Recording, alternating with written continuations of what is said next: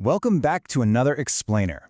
Look, if you've ever cracked open an art history textbook and just felt totally overwhelmed by the sheer volume of architectural terms and dates, well, you are in exactly the right place.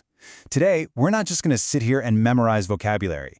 We are going to use this visual guide to transform all that dense textbook jargon into a completely unforgettable journey through human innovation. We're going to decode the very buildings and art pieces that have defined our world. Okay, let's dive right into this. Here's our chronological roadmap for today's explainer.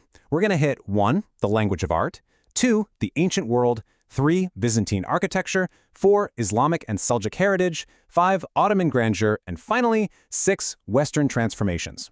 Section 1. The language of art and the ancient world.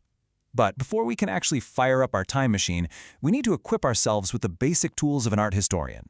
I mean, you can't read a building if you don't know the alphabet, right?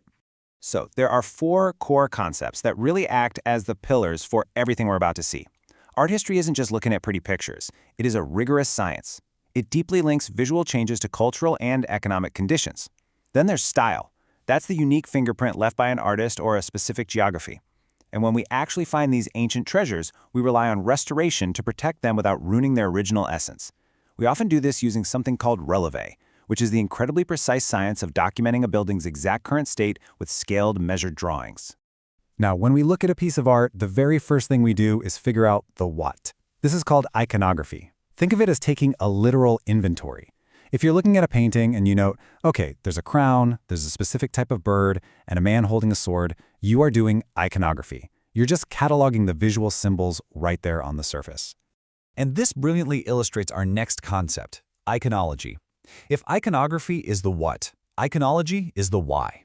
Once we've cataloged that crown and that sword, iconology is the deep analytical method that actually decodes what those items meant to the people of that specific era. It digs into the underlying philosophy, the religious mindset, and the cultural background of the time. Let's play a quick game of Spot the Difference, because this is a classic exam trip-up. Always remember this. Iconography stays on the surface to catalog the symbols.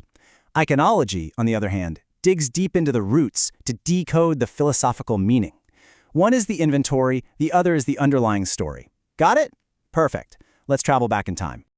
Imagine a world thousands of years ago. Humanity is just beginning to leave its permanent mark on the Earth. These are the ancient structures we first encounter. We start with the megalith, massive, awe-inspiring stone blocks, like the ones you'd see at Göbekli Tepe. Over in Mesopotamia, we see the ziggurat, reaching way up to the heavens, acting as both a stepped temple and an observatory. We bury our elite under giant artificial mounds called tombless tombs. We carve our laws and our victories into upright stone pillars known as steles. And we drink to the gods from these amazing animal-shaped vessels called rhytons.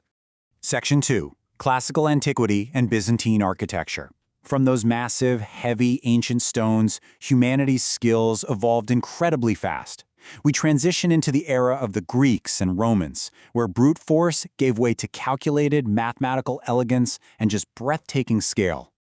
Just notice how quickly architectural complexity scales up here. The Greeks started with the Doric order, heavy, simple columns with no base. Then they got a bit fancier with the Ionic order, adding those curly, ram horn shapes called volutes.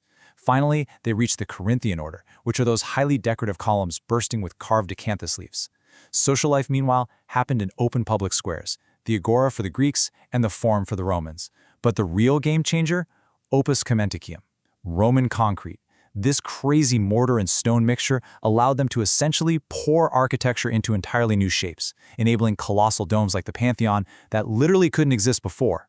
When the Roman Basilica, which was originally a secular law court, was adapted by early Christians, it created a very specific architectural journey. I want you to imagine physically being there. You push open these heavy wooden doors from the noisy street and step into the narthex, a quiet, calming preparation area. Taking a breath, you walk forward into the naos, this vast, main central space filled with the congregation. And finally, your eyes are immediately drawn to the far eastern end, to the sacred, semicircular altar niche known as the apse. As the Roman Empire shifted east to Byzantium, the art completely transformed. Walls suddenly glowed with mosaics, meticulously assembled from thousands of tiny glass or stone pieces called tesserae. Worshippers focused their devotion on icons, sacred wood panel paintings of holy figures. But history is full of dramatic pendulum swings. In the 8th and 9th centuries, we see a massive cultural shift known as iconoclasm. During this political and religious period, there was a strict ban on these depictions, and countless icons were systematically destroyed, which fundamentally altered the visual landscape of the time. So, the crucial point in Byzantine engineering, and another great thing to contrast for your own knowledge, is how they actually managed to put a round dome on a square room. The pendentive is an elegant, smooth, spherical triangle that bridges that gap perfectly. Hagia Sophia is the absolute ultimate example of this. On the other hand, the trump, or squinch, is a bit more blocky. It's a niche built directly into the corners of the square room to hold the dome's weight. So, smooth triangle versus corner niche. Section 3. Islamic and Seljuk Heritage. Let's shift our narrative geographically eastward now. We are moving into the rich, geometric, and mathematically brilliant world of early Islamic and Anatolian Seljuk art. Islamic architecture is defined by just an incredible visual rhythm.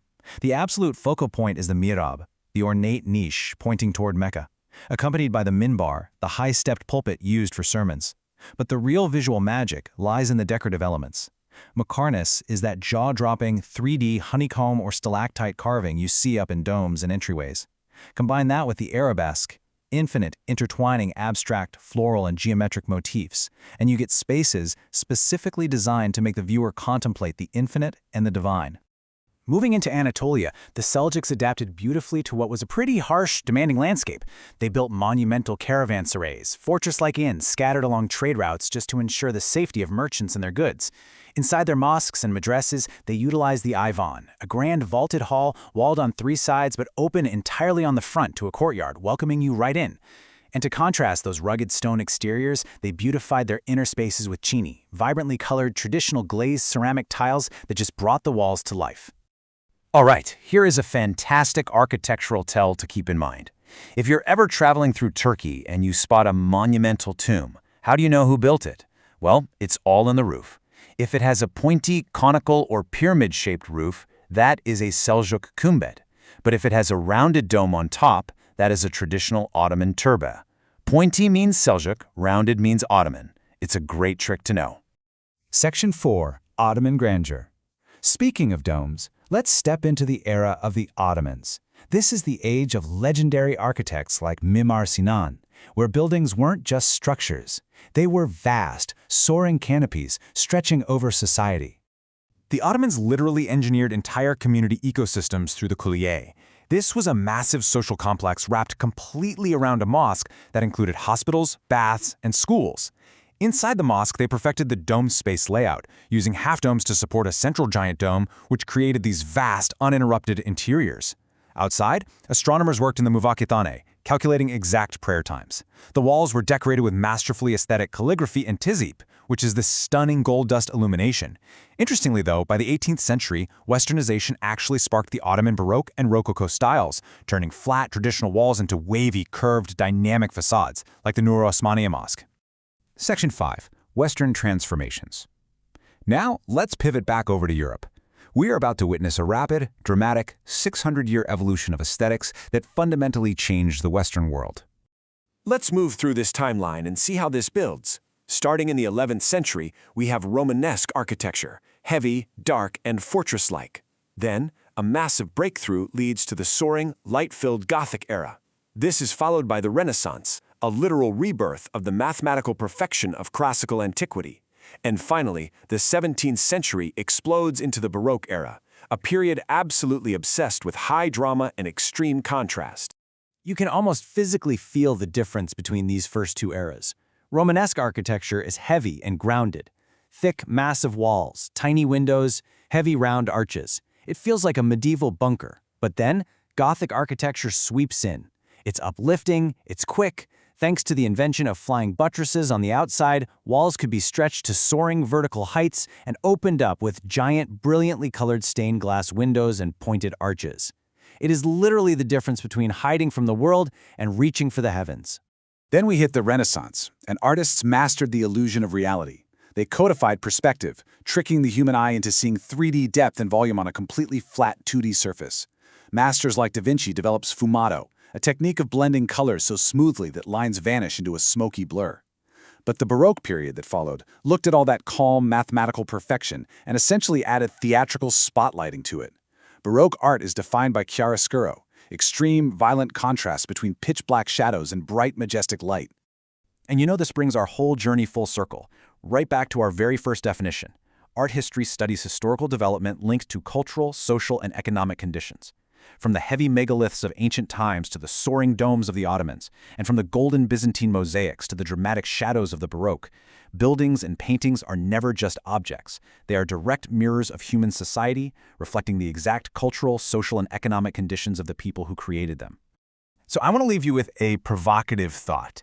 Now that you have the vocabulary, now that you know the difference between a trompe and a pendentive, a cumbet and a turbe, how differently will you look at the buildings around you tomorrow? You aren't just looking at walls anymore. You are reading history. Step outside, look up, and enjoy the story. Thanks for joining me on this explainer, and keep learning.